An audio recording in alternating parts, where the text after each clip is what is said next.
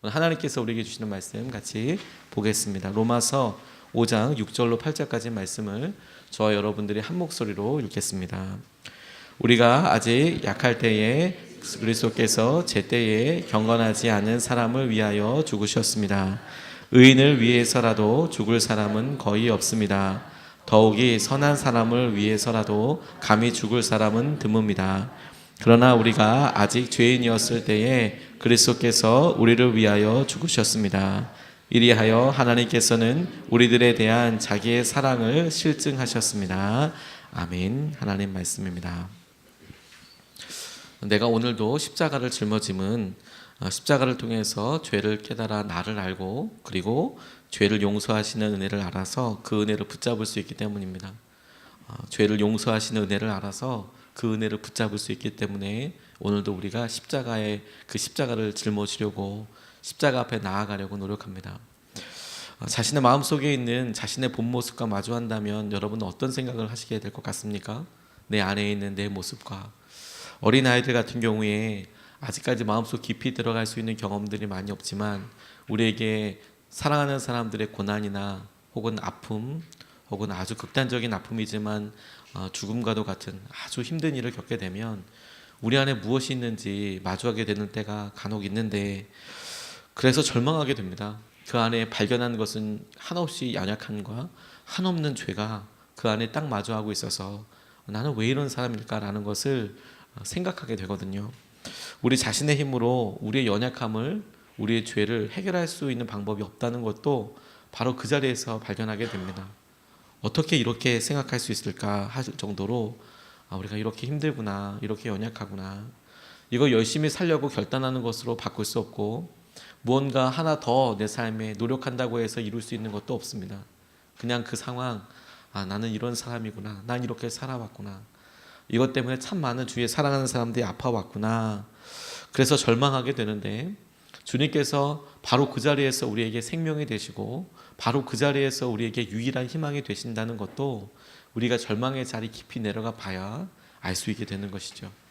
우리가 십자가 앞에 서면 예수 그리스도가 마치 거울처럼 우리 앞에서 우리의 죄를 깨닫게 하여 주시고 그 죄에 우리가 어떤 사람인지 알게 된다면 그러면 그 은혜 가운데도 나아갈 수 있는 자격이 되고 또 실제로 붙잡을 수 있게 되는 것입니다. 오늘 주님께서 그 은혜를 우리에게 믿을 수 있는 두 가지 증거를 본문을 통해서 주신다고 생각이 듭니다. 첫 번째, 주님께서 우리가 연약하고 힘들 때에 우리를 도우신다, 우리를 붙잡으신다라고 믿을 수 있는 증거는 그분께서 우리를 향하여 미리 행하신 희생을 통해서 우리가 믿고 의지할 수 있습니다. 6절 7절 말씀을 보면 우리가 아직 약할 때에 그리스도께서는 제때에 경건하지 않은 사람을 위하여 죽으셨습니다. 의인을 위해서라도 죽을 사람은 거의 없습니다. 더욱이 선한 사람을 위해서라도 감히 죽을 사람은 드뭅니다. 이렇게 증거하고 계세요. 이 말씀 중에서 제일 감사하고 또 믿음으로 붙잡게 된 말씀은 우리가 연약할 때에 라는 말과 그리고 제때에 라는 말입니다. 우리가 연약할 때에 그리고 제때에, 우리가 연약해서 힘들고 어려울 때가 있고 그리고 그 연약할 때에 도움이 필요하고 그 어려움을 알고 누군가의 손길이 필요한 바로 그 제때에, 바로 그때에 하나님께서 당신의 아들을 통하여 우리에게 희생하셨다. 예수 그리스도께서 우리를 위해서 돌아가셨다라고 그렇게 말씀하고 계십니다. 구체적인 희생과 구체적인 행동으로 주님께서 우리에게 말씀하셨어요. 이게 우리에게 십자가라는 놀라운 사건이 된 것이죠. 우리를 위해서 돌아가셨다. 다만 내가 너에게 함께하기 원한다, 내가 너에게 무엇을 주겠다, 이런 약속과 그런 것으로 마치신 것이 아니라 구체적인 행동, 구체적인 희생이 있었다라는 거예요. 그게 우리에게는 하나님께서 우리를 연약함 가운데 제때에 도우시기 위해서 움직이시는 분이라는 것을 믿을 수 있는 굉장히 놀라운 증거이고 기준이 되는 것입니다. 2014년에 우리나라에 안타까운 일이 있었습니다. 저는 설교할 때 이 예를 잘 들지도 못했습니다. 왜냐하면 마음속에 너무너무 아픈 것뿐만 아니라 유가족들과 이것과 관련된 여러 사람들이 여전히 아픔을 호소하고 있는데 저 스스로 이런 것들을 나눌 수 있을 만큼의 사람이 되나, 이걸 나눌 때마다 뼈가 울리는 것 같아서 마음이 너무 아파서 사실 되게 지향하고 하지 않곤 했는데, 그런데 이번 말씀을 준비하면서 하나님께서 제일 먼저 생각나게 하여 주시더라고요. 2014년 4월 16일 오전 8시 50분경에 전라남도 진도군 조도면 부근 해상에서 여객선 세월호가 전복되어서 참 많은 사람들이 안타깝게 그날 하루를 보낼 뿐만 아니라 몇 달 몇 년 동안 온 국민이 그 트라우마에서, 그 고통에서 헤어나오질 못했습니다. 유가족들의 아픔과 슬픔을 저와 어떻게 비교할 수 있겠습니까? 제가 느끼는 그런 마음이 아무리 크다고 한들 그 일로 인하여서 실제로 고통을 당하신 분들에 비한다면 감히 얘기도 할 수 없겠지만, 그런데 어른이어서 너무 미안하다라는 생각을 그때 처음 했던 것 같아요. 어른이어서 너무 미안하다.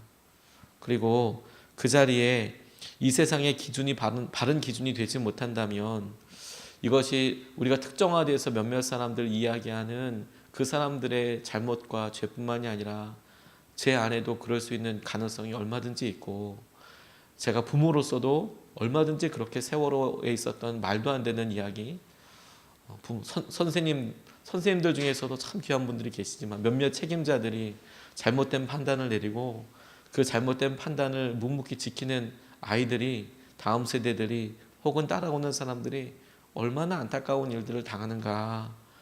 그래서 우리가 조금이라도 누군가를 이끌 수 있는 위치에 있다면, 우리가 부모라면, 우리가 무언가 사람들을 만나고 있다면 이런 책임에 있어서 누구도 자유로울 수 없다는 생각이 들어서, 그리고 그런 책임과 자유를 생각하면 누구도 이렇게 연약할 수밖에 없다는 책임을 벗어날 수가 없어서 너무 아프고 힘들었어요.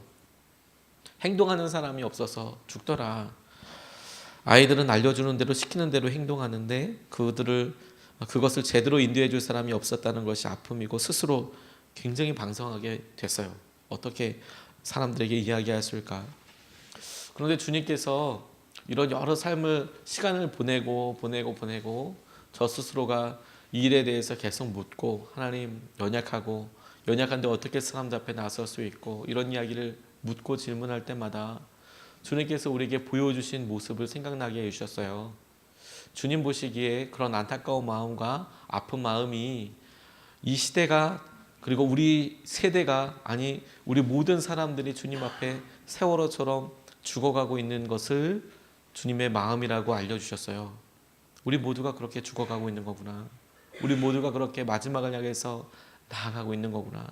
근데 아무도 행동하는 사람이 없다라고 이야기할 때에 주님은 무슨 소리냐라고 말씀하시는 것 같았어요. 무슨 소리냐. 예수님께서 직접 어떻게 행동해야, 어떤 삶을 살아야 우리가 사는지, 우리가 희망을 갖는지에 대해서 보여주셨다는 거예요.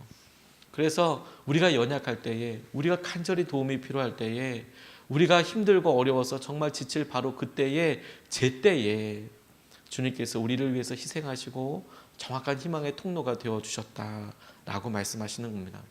우리가 그것을 믿고 의지하는 것을 통해서 주님께서 우리에게 주시는 놀라운 희생이 우리에게 실제가 되는 것이죠.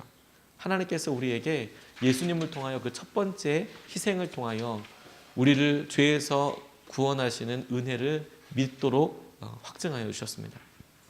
두 번째로 우리에게 주님께서 우리를 은혜로 죄에서부터 구원하신다고 믿게 하는, 확신할 수 있는 증거는 미리 시작된 사랑입니다. 미리 시작된 사랑, 먼저 시작이 되었습니다. 8절 말씀을 보면, 그러나 우리가 아직 죄인이었을 때에 그리스도께서는 우리를 위하여 죽으셨습니다. 이리하여 하나님께서는 우리들에 대한 자기 사랑을 실증하셨습니다. 이 말씀을 깊이 묵상하면서 연약할 때와 죄인이었을 때의 차이에 대해서 질문해 보게 되었습니다. 우리가 연약할 때라고 하는 것은 우리가 실제로 연약해서 우리가 힘이 들다, 어렵다, 이렇게 우리가 자각하고 내가 지금 연약한 때이니까 누군가의 도움이 필요하다고 생각할 때도 있지만, 우리가 연약함에도 불구하고 깨닫지 못하는 때도 있거든요. 우리 아이들처럼 애들이 연약한데 자기들은 다 컸다고 생각을 하고 그냥 마음껏 이야기하지만, 아니야, 너 지금 도움이 필요할 때야, 힘들 때야 라고 이야기할 때가 있죠. 그런데 우리가 죄인이었을 때에 라는 것을 생각해 보면, 이 죄라는 것의 특징이 자기의 상황과 자기의 아픔을 전혀 깨닫지 못하는 상태이더라고요. 우리가 연약할 때에는 그래도 자기가 우리가 생활을 하면서 사람들과 만나면서 도움이 필요하다는 생각을 떠올릴 수 있어요. 그리고 그렇지 못할 때도 있지만 그런 양쪽에 다 있다고 생각을 한다면 우리가 죄인이었을 때라는 것은 우리가 죄를 지었다는 것을 잘 몰라요. 죄 자체가 그러니까.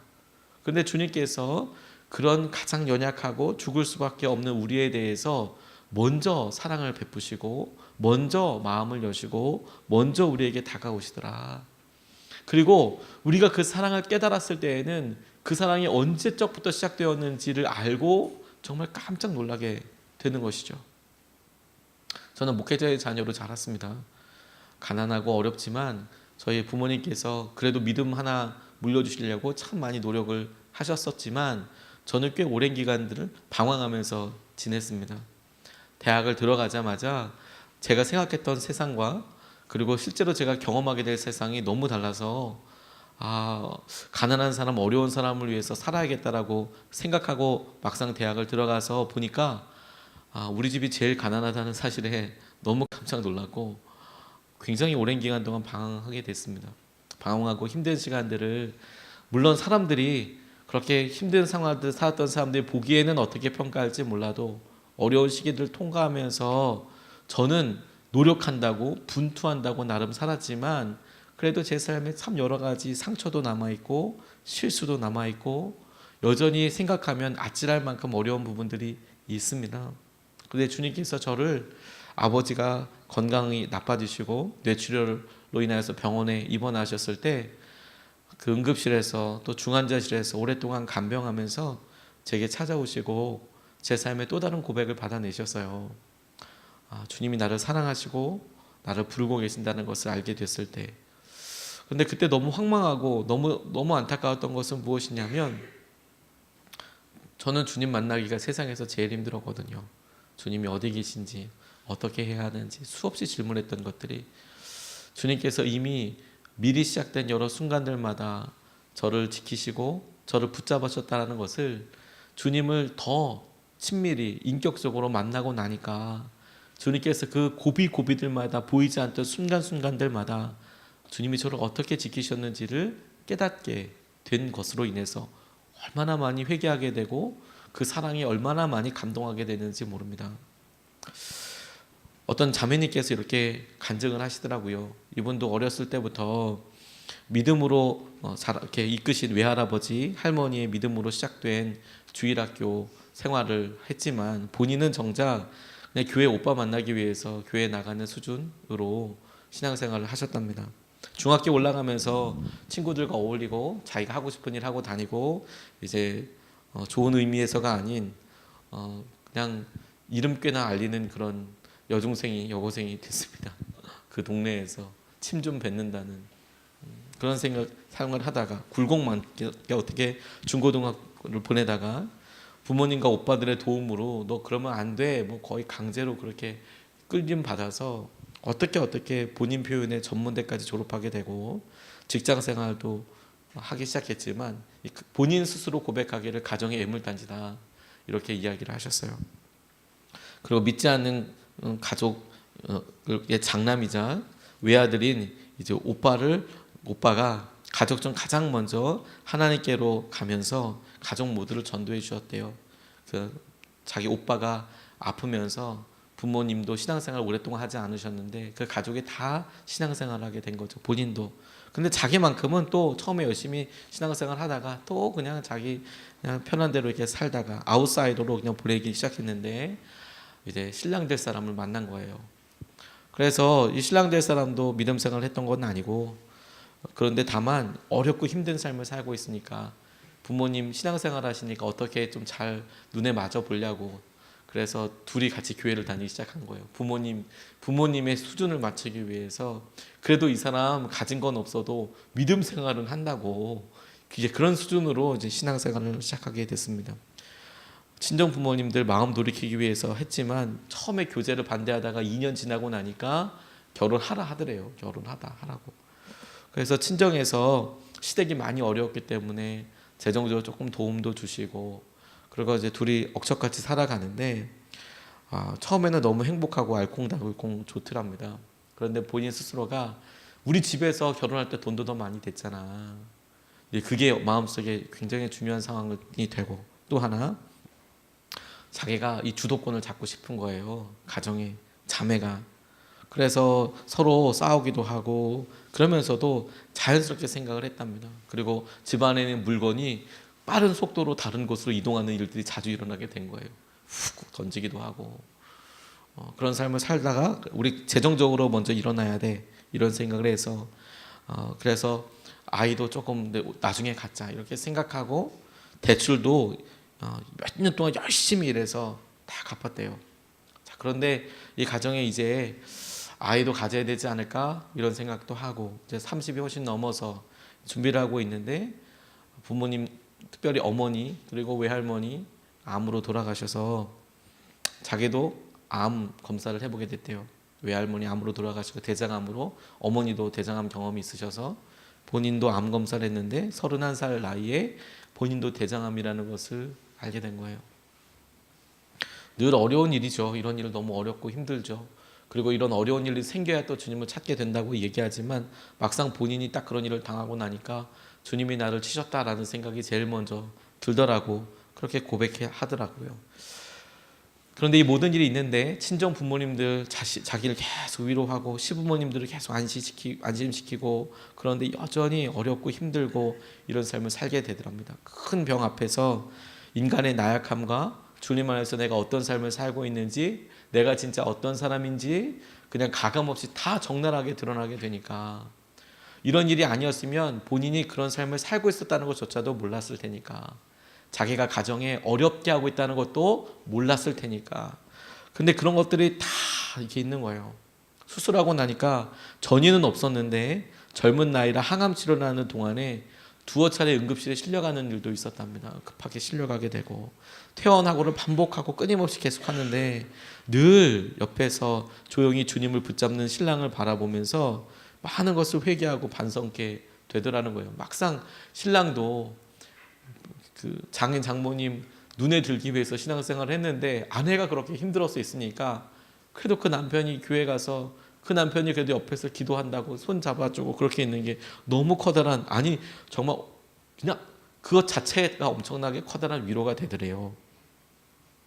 그리고 물질적인 것도 전전긍긍하는데 보험금으로 다 해결해 주시고 본인 안에 주님을 의지하며 살아가야 함에도 불구하고 멀리 떨어져 있던 이분들이 그것을 계기로 해서 제자훈련도 받게 되고 그리고 신랑이 자기보다 동급이나 아래가 아니라 우리 집안의 제사장이구나. 우리 신랑이 우리 집안의 정말 제사장이고 나는 돕는 사람인 거구나 라는 것을 깨닫게 되고 2년 수술한 지 2년이 지난 여러 상황 당시에 아이를 갖자도 된다는 그런 이야기까지도 듣게 된 거예요. 그런데 이 자매가 지난 시절 예수 그리스도를 영접하기 전처럼 무너짐으로 인해 포기하지 않게 됐다고 그런 일들이 계속 일어나면서 어떤 일을 고백하게 됐냐면 하나님께서 나를 절대로 포기하지 않으신다고 그리고 나를 지키신다고 내게 가장 어려웠던 오빠가 사랑하는 오빠를 데려가신 것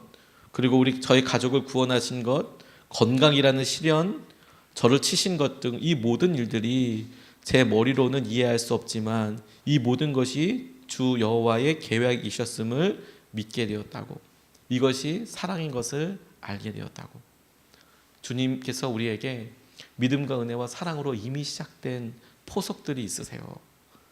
우리가 그것에 대해서 알고 있는 것은 100개 하나도 안 될 겁니다.